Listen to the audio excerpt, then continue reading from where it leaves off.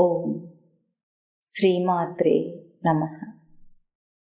భక్తులందరూ, సాధకులందరూ 9 రోజులుగా అమ్మవారికి పూజలు చేస్తున్నాం, జగన్మాతకు పూజలు చేస్తున్నాం అని బయట కోలాహలంగా హడావుడిగా పూజలు చేస్తున్నారు.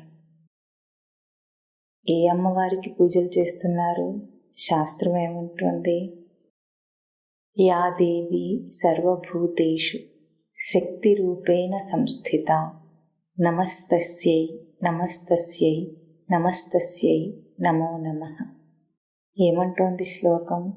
యా దేవి, ఏ దేవత అయితే సర్వభూతేషు అన్ని ప్రాణులలో శక్తి రూపేణ సంస్థిత, శక్తి రూపంలో విరాజిల్లుతోందో, స్థిరంగా ఉందో ఆ దేవతకు నమస్కారం నమస్కారం నమస్కారం అంటున్నారు.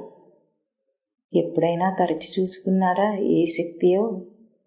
మనందరికీ శక్తి 3 రూపాలలో అనుభవంలో తెలుస్తోంది. అదేమిటి?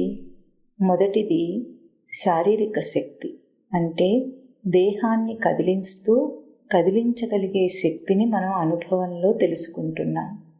ఇంకొకటి బుద్ధిపరమైన శక్తి, బుద్ధితో ఆలోచిస్తూ మనసుతో అనుకుంటూ శక్తిని, అంటే బుద్ధి శక్తిని దర్శనం చేస్తున్నాం అనుభవంలో. అట్లాగే ఇంకా కొద్దిగా లోతుగా వెళితే సాధకులకు అనుభవంలో తెలిసేదేమిటి? చైతన్య శక్తి. చైతన్య శక్తి అంటే బుద్ధి ఏ తేజస్సుతో ఆలోచిస్తోందో, నిశ్చయం చేస్తోందో, దేహం ఏ తేజస్సుతో కదులుతోందో, పనులు చేస్తోందో అది నిజానికి చైతన్య శక్తి. ఇప్పుడు ఏ రూపానికి నమస్కారం అంటున్నాడు సాధకుడు? 3 ఉన్నది ఒకే చైతన్య శక్తి, అదే సచ్చిత్ ఆనంద శక్తి, సచ్చిత్ ఆనంద చైతన్య శక్తి.